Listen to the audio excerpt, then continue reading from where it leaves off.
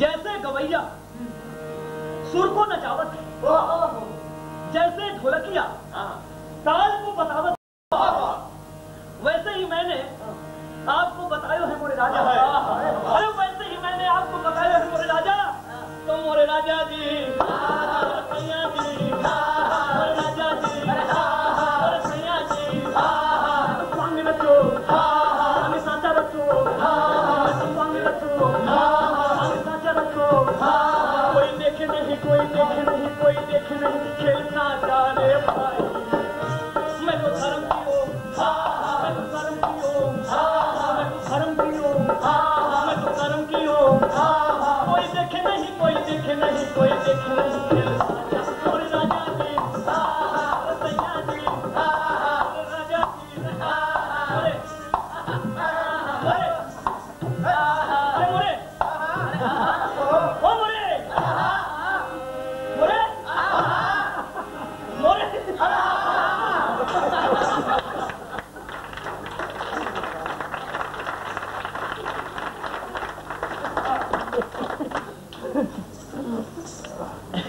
राहत के जाने माने भाड़ को खुले हाथ से बख्शीश दे प्रभु।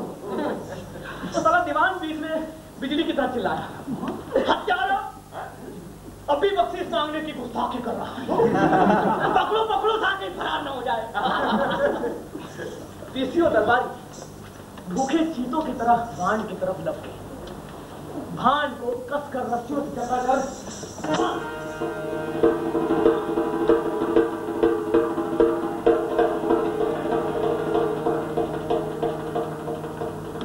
राजा के साले ने इस लोक का भरपूर आनंद उठाकर परलोक की तलाश की। भाई देखा जी बहुत अच्छा लिखते कि भैया आदमी के लिए उस लोक का आनंद भी तो जरूरी है। लेकिन श्रीमान कहानी तो अब शुरू होती है। अच्छा, मजा तो अब आता है। अच्छा, कैसे? और राजनीति अब शुरू होती है। जब भाई रानी की मौत का समाचार सुनकर, भाई की मौत का समाचार सुनकर रानी चंडी का विकराल रूप धारण किए दरबार में लपकी।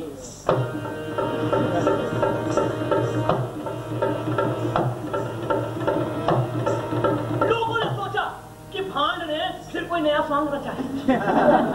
लेकिन नहीं, अरे वो तो कसकर रस्सियों से जकड़कर बंधा हुआ है, फिर ये तो रानी जी ही नहीं।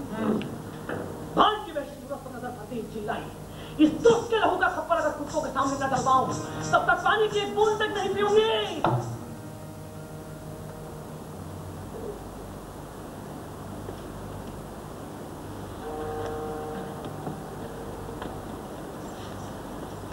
वापस दरबार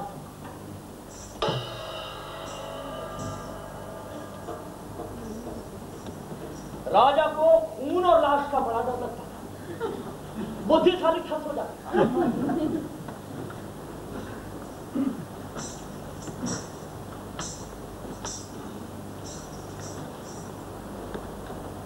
जब कुछ समझ में नहीं आया तो दयनीय दृष्टि से दूर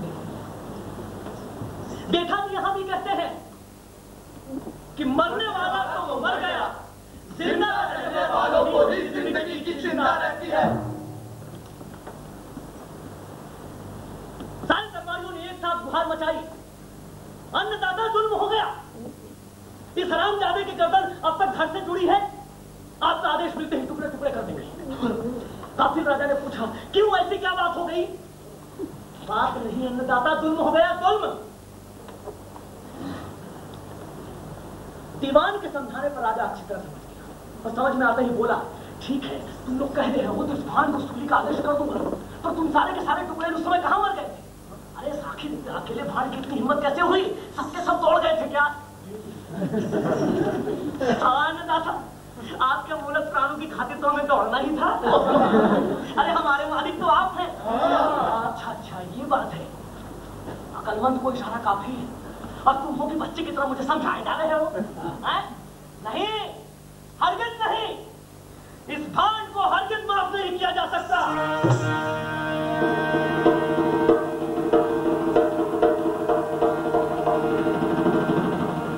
भांड ने तनिक आवेश के सुर में कहा, कल के वचन की मर्यादा को इतनी जल्दी भूल गए महाराज? जब देश का स्वामी ही वचन की मर्यादा को तोड़े तो कौन उसका निर्वाह करेगा? हुनर की बख्शीश के बदले अगर मौत की सजा मिले तो हुजूर की इच्छा, स्वामी का स्वामी कौन? मनवा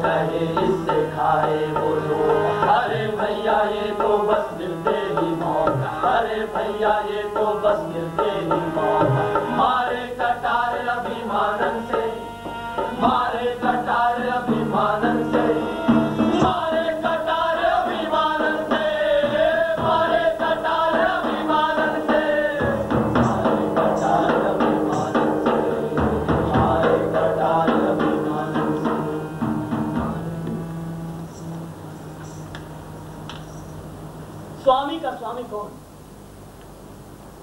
राजा से कुछ भी जवाब देते नहीं बना। रानी अपने जिद पर अड़ी थी कि भान के बाद ही भाई का दाग होगा। भाई से बढ़कर भान कैसे होंगे?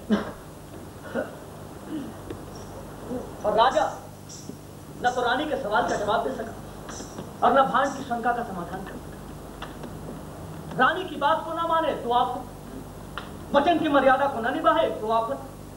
ये सारा राजा के जी को ना जाने कितनी आफतें हैं, ये राजा के जी को ना जाने कितने झंझट हैं। रस्सियों से जकड़े हुए भांड ने एक बार फिर पूछा, हुजूर की क्या आज्ञा? हुजूर का तो दिमागी ठस हो गया था, आज्ञा का घंटा। जब बहुत देर तक कुछ समझ में नहीं आया तो दयनीय दृष्टि से टुकुर टुकुर दरबारियों को देखने लगे। एक एक करके सारी बातें याद आने लगी। अरे हाँ, कल की ही तो बात है। हमारे दरबार में भान को अभय वचन दिया कि स्वयं राजा भी उसके सामने पड़ जाए तो वो उसका भी कलेजा चीर डाले। बेचारे भान ने तो डायन के स्वांग की खातिर कितना मना किया, और अगर सचमुच ऐसा हो जाएगा किसी भी इसकी कल्पना नहीं थी। अरे हाँ, दीवान जी ने भी उसके मना करने पर कितना लतेरा था। राजा की बात को ना मानता तो उसकी आफत थी, और माना तो बेचारा आफत में फंस गया। सहसा राजा के जी में एक शंका उठी। उसने भांड को बुलाते हुए पूछा, अबे तूने मेरे साले का ही पेट क्यों चीरा? अरे हरामी, किसी और का चीर डालता तो कोई बात नहीं थी। अन्नदाता डायन को देखकर सारे दरबारी हड़बड़ाकर भाग गए। फकत राजा के साले नहीं भाग सके तो मैं क्या करता? अच्छा, अगर तुझे पता होता कि वो मेरा साला है तो तू ऐसी बेजा हरकत नहीं करता। नहीं होती, स्वांग के दौरान ऐसी कोई गुंजाइश नहीं होती। इसीलिए तो मैंने आपको इस स्वांग के लिए इतना मना किया था, पर आप माने ही नहीं तो मेरा क्या बस चलता? एक तो और मना करता, या फिर ये स्वांग लाता ही नहीं, हरामी अपने घर लौट जाता।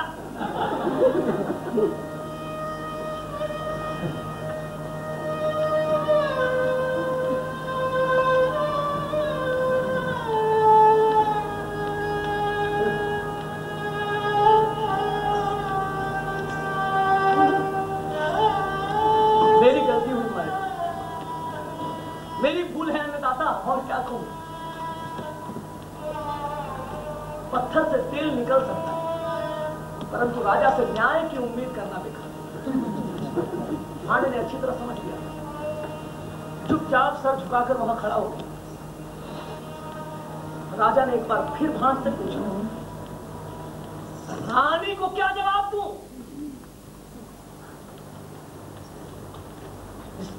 भांड की मौत की सदा ही मेरे समाज का जवाब। आप खामखा इस कमीने से बहसबाजी करते हैं, आप इसको सूली का हुक्म फरमाइए। रानी साहिबा, आप समझती नहीं है, इसने तो डायन के स्वांग के लिए बहुत मना किया था। अरे मैंने और दीवान जी ने कहा था कि डायन का स्वांग लाए, मैं कुछ नहीं जानती। ये राजा था,